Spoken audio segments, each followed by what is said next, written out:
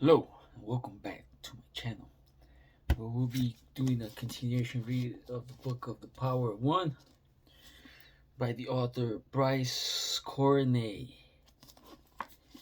Again, this is a book based on a young boy who was raised in South Africa. During those times, it was the colonial rise of the British Empire. They were trying to get rid of all the African Americans, kind of like Hitler did with the Jews. So first it was the British, and then it was the Germans. Chapter 2 says the holidays came to an end. My bedwetting habit had, of course, been cured, but not my apprehension at the prospect of returning to boarding school. As for my hatless snake, I'd asked Inkosikasi, the best medicine doctor in the world, about that.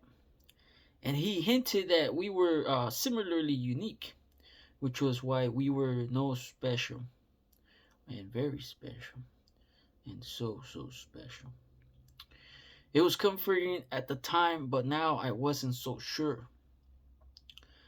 Nanny and I had a good old weep on the last evening at home.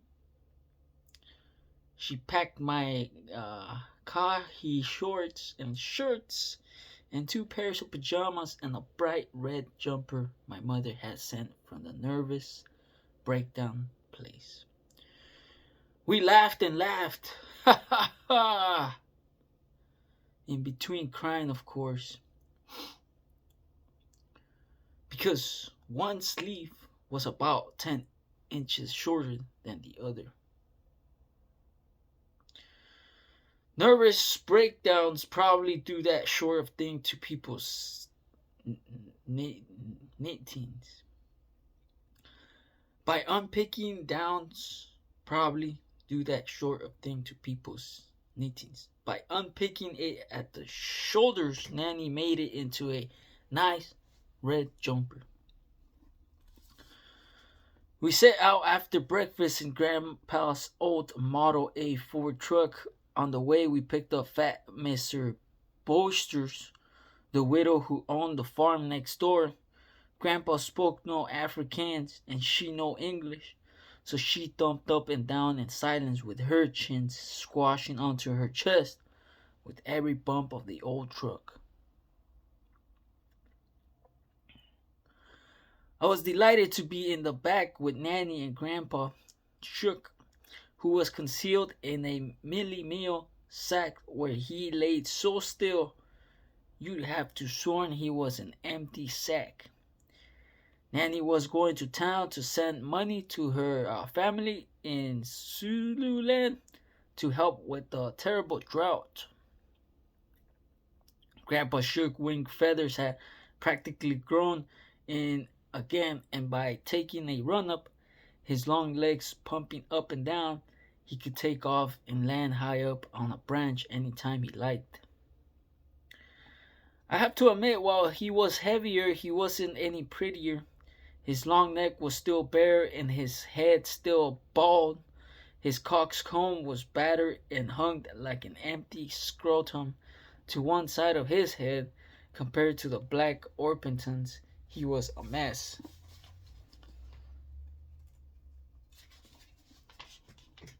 We stopped at the school gates, and Nanny handed me the suitcase and the bag with Grandpa Shook plain possum. "What have you got in the bag, son?" Grandpa asked. Before I could reply, Nanny called from the back, "It is only sweet potatoes, boss." The tears were as usual running down her cheeks, and I wanted to rush back and hide myself in her big safe arms with a bit of a backfire and a puff of blue exhaust smoke. The truck lurched away and I was left standing at the school gates. Ahead of me lay the dreaded Moreau, the standing judge and the jury, and the beginning of the power of one. How I learned that in each of us there burns a flame of independence that must never be allowed to go out. That as long as it exists within us, we cannot be destroyed. I released Grandpa Shook from the sack and gave him a pat. Pit Hop, the Runic, possessor of a hatless snake, was back in town. But this time, for damn sure, he was not alone. He had with him a gift from the greatest medicine man of them all. The playground was empty as we crossed it.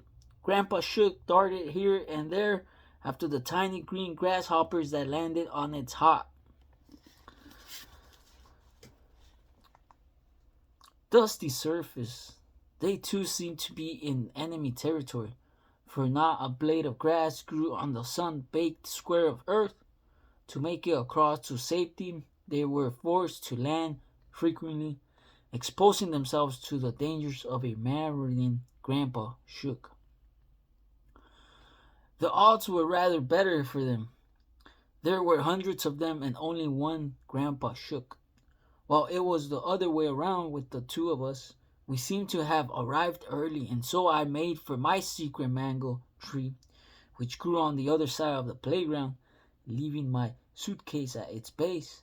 I climbed into its dark, comforting canopy of leaves. Grandpa Shook, taking a run up, flapping his wings furiously, flew up and perched on a branch beside me, swaying and wobbling and making a lot of unnecessary noise and fuss.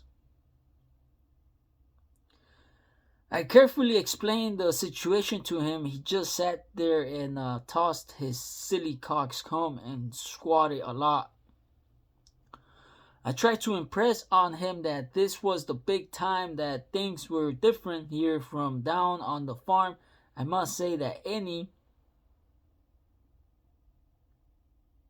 chicken who could outsmart Nkosi in Kosikasi's cooking pot and get the better of his magic circle had to be a real professional. So I didn't lecture him too much. Grandpa Shook was a survivor, and I felt fortunate to have him as my friend. After a while, we left the mango tree and skirting the edge of the playground, we made our way to the side of the hostel that contained the small kids' dormitory. It looked out onto a rundown citrus orchard of old, almost leafless, grapefruit trees. Half of dozen cassia trees had seated themselves over the years, and their bright yellow blossoms brought the dying orchard back to life. The ground was covered with cockweed and blackjack that reached to my shoulder. No one ever came here. It was the ideal place for Grandpa Shook to stay while I reported to Merrill. Deep inside the orchard, I set about making a small clearing among the rank smelling weed, and in the process unearthed a large white cutworm with a gray head and a yellow band around its neck. Grandpa Shook thought all his Christmases had come at once, and with a sharp scoff, he had that plump grub in his beak. You could see the process of that worm as it made a bulge going down his long neck.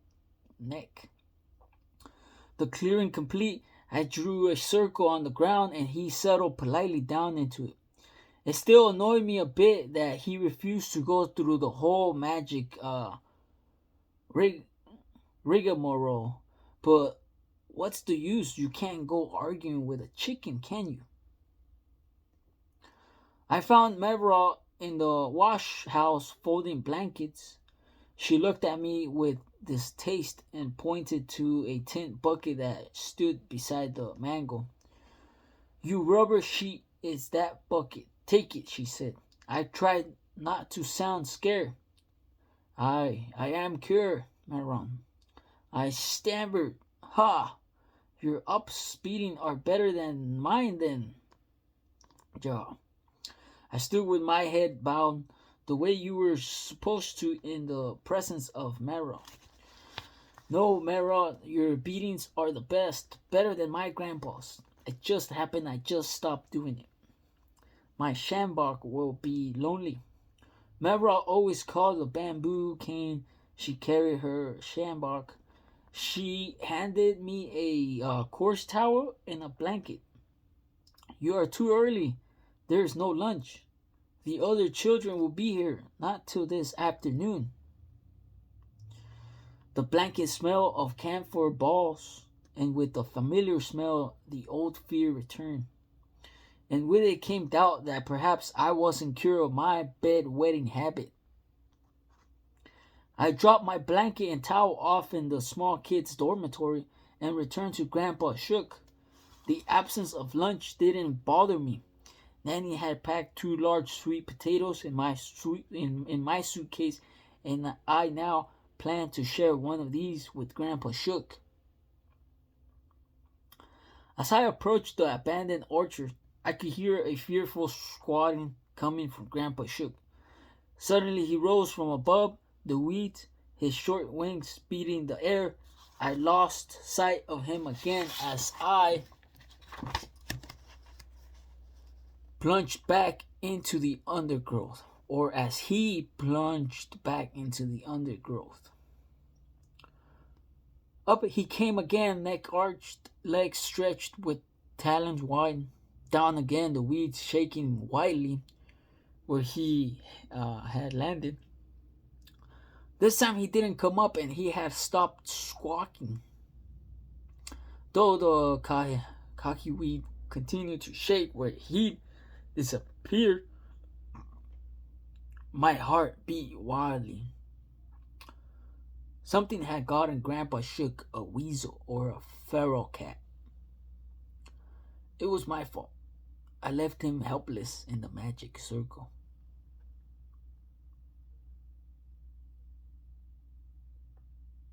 I stumbled blindly toward the tiny clearing where I left him. Kahiweed and Blackjack lashing out at me, holding me back. Grandpa Shook stood inside the circle. Held firmly in his beak was a 3-foot grass snake. With a vigorous shake of his head and a snip of his powerful beak, he removed the head from the snake and, to my astonishment, swallowed it. The snake's head went down in the same way as the fat cutworm had done. Unaware that the show was over, the snake's brilliant green body continued to wriggle wildly in the weeds. The toughest damn chicken in the whole world tossed his head and gave me a beady wink. I could see he was pretty damn pleased with himself. I'll tell you something, I don't blame him. How could you go wrong with a friend like him at your side? The snake had ceased to wriggle, and I picked it up and hung it from a branch of a cassia tree that grew only a few feet from the window nearest my bed in the little kid's dormitory. Now there were 2 headless snakes in the whole world, and I was involved with both of them. The afternoon gradually filled with the cacophony of returning kids. I could hear them as they dumped their blankets and suitcases in the dormitory and rushed out to play. Grandpa Shook and I spent the afternoon making his shelter from bits of corrugated iron I found among the weeds. He seemed to like his new home, scratching for worms where I pulled up the weeds. He would be safe and dry when it rained. By the time the wash-up bell went at a Quaker to 5, I was a bit of a mess from all the weeding and building.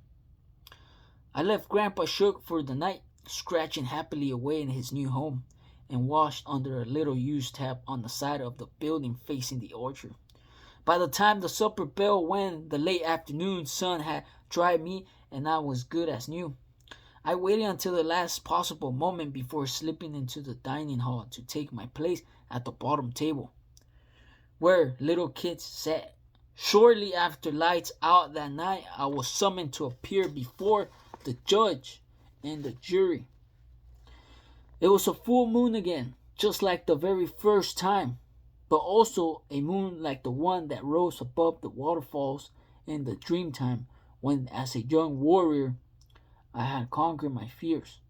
The judge, seated cross-legged on a bed, was even bigger than I remember. He wore only pajama pants and now sported a crude tattoo high up on his left arm. Cicatrization wasn't new to me. African women do it to their faces all the time, though I had not seen a tattoo on white skin before. Reddish pink skin still puckered along the edges of the crude blue lines that crossed at the center line, two headless snakes wriggling across each other. The judge, absently rubbing his tattoo, shook his head slowly as he looked at me. "You're a fool, a very fool to have come back, Pishop." A small lump out of snot in his left nostril pumped up and down as he breathed. "You have marks like a Kaffir woman on your arm," I heard myself saying. The judge's eyes seemed to pop out of his head. He snorted in amazement, and the slowly bump shot out of his nostril and landed on my face. His hand followed. A split second later, I felt an explosion in my head as I walked to the floor. I got to my feet just like in the comic books. Stars where they were dancing in a red sky in front of my eyes, and there was a ringing noise in my ears, but I wasn't crying. I cursed my stupidity. The holidays had blunted my sense of survivor, adapted, blended in, and I became part of the landscape developed for camouflage, becoming a rock, a leaf, a stick insect, trying in every way to be an African, an Africano.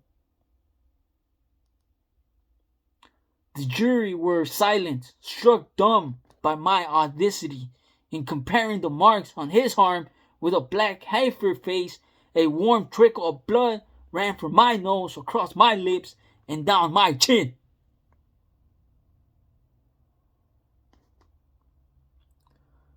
The judge grabbed me by the front of my pajamas and pulled me up to his face, lifting me up so that I stood on the very tips of my toes. "This tattoo means death and destruction to all Ruinics. And you, Pishop, are going to be the first." He released me and I stumbled backward, but managed to stay on my feet. "Yes, sir," I said, my voice barely audible. "This is a swastika, man. Do you know what it is?" No, sir, no. God has sent us this sign from Adolfo Hitler, who will deliver Afrikaner people from the hated English." I could see the jury was deeply impressed, and I was too. The judge turned up to address the jury. "Prouding at the swastika, we must all swear a blood oath to Adolfo Hitler," he said solemnly. The jury crowded around his bed, their eyes shining with excitement. "I will swear too," I said hopefully. The blood was still running from my nose, and some had dripped to the floor. "Don't be fucking stupid, you Bishop. You are the Verdum English." The judge stood upright on the bed and held his arm aloft at an angle, his fingers straight and pointing toward the ceiling. "In the name of Adolf Hitler, we will march every Ruinic bastard into the sea." I had never been to the sea, but I knew it would be a long march, all right. The blood oath, the blood oath. The jury chanted, "Come here, Pishop." The judge commanded. I stepped over to his bed. "Look up, man." I looked up at him as he stood high above me on the bed. He wiped his forefinger under my nose, and then he pushed me so that I sat down hard on the floor. He held up his finger, my blood on its tip shining in the moonlight. "We will swear this oath with the blood of Runic," he announced solemnly. 2 members of the jury lifted me to my feet while the others crowded around me, sticking their pudgy fingers into the blood running from my nose. The supply wasn't coming fast enough, and one boy tweeted my nose to increase the flow. This seemed to cause it to stop altogether, so that the last 2 kids were forced to dab their fingers into the drops of blood on the floor. The judge, wiping the blood on his finger across the swastika, instructed the jury to do the same. Soon the swastika was about almost totally concealed. "Death to all Englishmen in South Africa, the fatherland," the judge cried, raising his arm once more. "Death to all Englishmen in South Africa, the fatherland." The jury roused. The judge looked down at me. "We won't kill you tonight, Pidgeot, but when Hitler comes, your days are numbered. You hear?" "Yes, sir. When will that be, sir?" I asked. "Soon." He stepped from the bed, and placing his huge hand over the top of my head, he turned me toward the dormitory door and gave me a swift kick up the bum that sent me sprawling headlong across the polished floor. I could smell the wax polish on the floorboards, and then I got to my feet and ran. Back in my own dormitory, the little kids leaped out of bed, crowding around me, demanding to know what had happened to upset my tongue. I sniffed out the story of the swastika and the blood oath and my threatened demise upon the arrival of Hitler. An 8-year-old named Danny Courtenay shook his head solemnly. "Bishop, you are in deep shit, man," he said. "Who is the person called Adolfo the Hitler who is coming to get Bishop?" "Flap lips?" the jailer asked. "He was a nobody. He was apparently a nobody that nobody knew." The answer, until Danny Coatsy said, "He's probably the new headmaster." There had been some talk among the kids the previous term about the headmaster and his drinking problem. I had wondered at the time what a drinking problem was. Obviously, it was something pretty bad, or the huge morose man we all feared wouldn't be leaving. One of the kids started to chant softly, "Bishop's in trouble, Bishop's in trouble." The others quickly took up the chant, which grew louder and louder. I placed my hands over my ears to try to stop it. Still, the dormitory rang to the command. Meryl stood at the doorway, her huge body filling the doorframe. "We was just talking, Meryl," Danny Coyce said. As the eldest of those small kids, he assumed the position of spokesman. "You know that talking after lights out is verbally," Coatsy said. Danny Coatsy was left standing at the end of my bed as the others tripped out back to their beds. Sorry, Moreau." His voice sounded small and afraid. "Bend over the bed, man," Moreau instructed. The cane cut through the air in a blur, and she planted it into the seat of Coach's pajamas. He let out a fearful yelp, and holding his bum with both hands, he hopped up and down. Without further ado, Moreau left the dormitory. For a moment, there wasn't a sound. Then Danny Coatsy, on the edge of tears, blurted out, "You will pay for this, you bloody Bishop! Redneck!"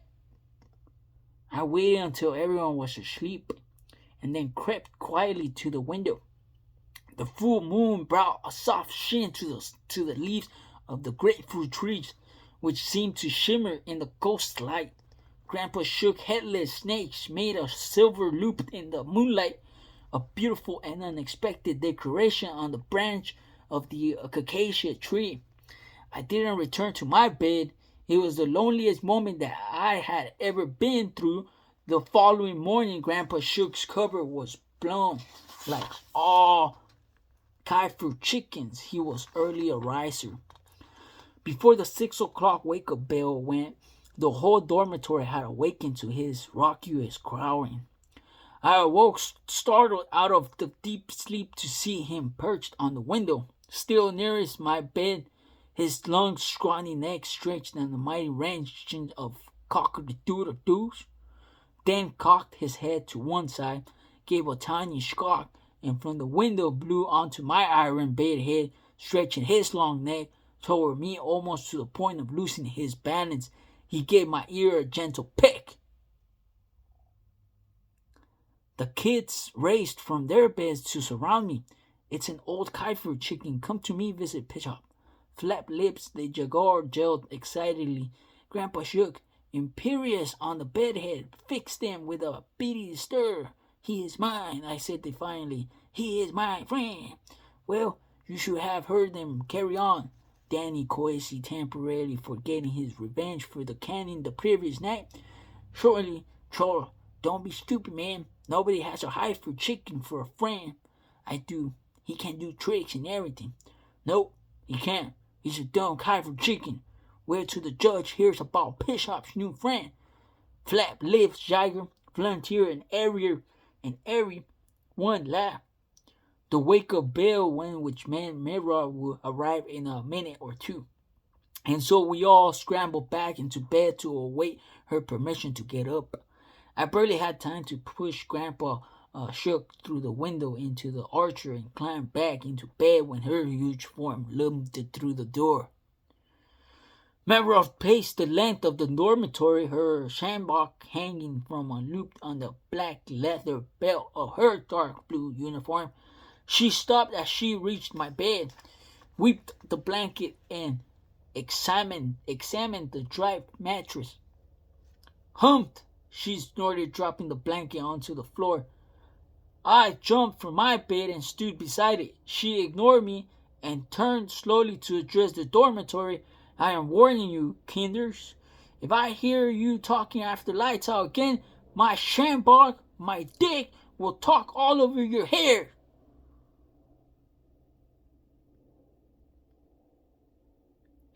Yeah, Mayra, we shall. Suddenly her eyes grew large and seemed almost to pop out of her head.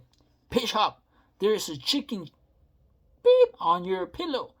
I looked down at my pillow in horror. Between two lines of its mattress taking in cover, Grandpa Shook had left her green and white calling card.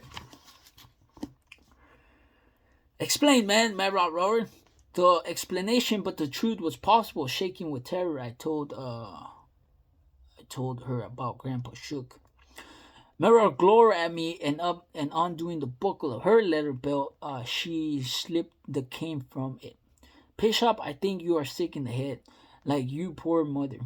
First you come here and you piss in your bed every night, then you come back and you fill it with chicken shit. She pointed to the end of the bed where Danny Koshi had taken his medicine to the previous night. Bend over, she commanded.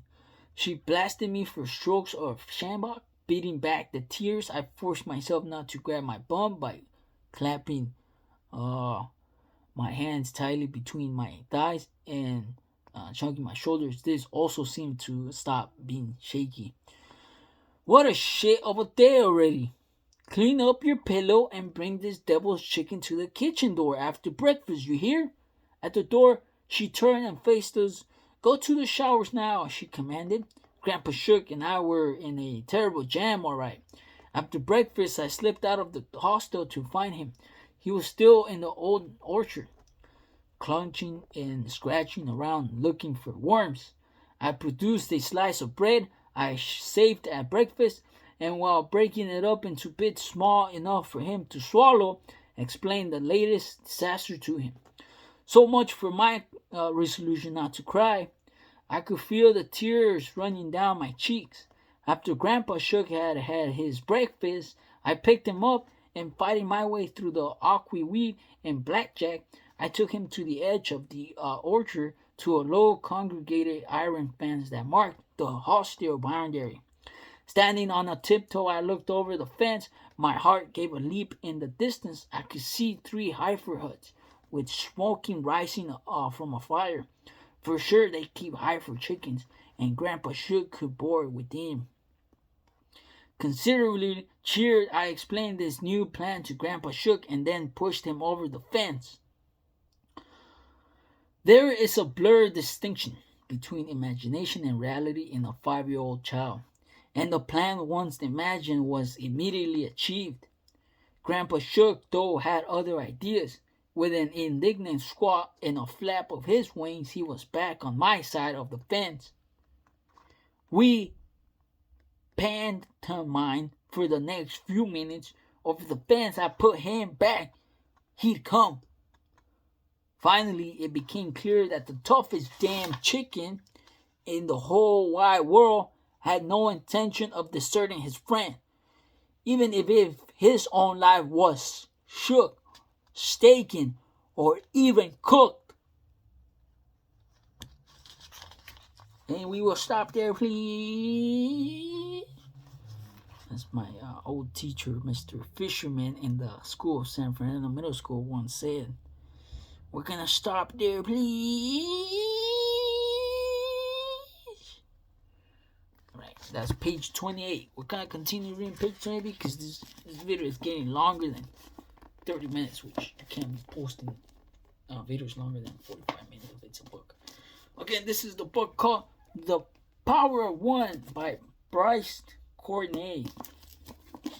It's a really great book. We're gonna finish it in less than a week.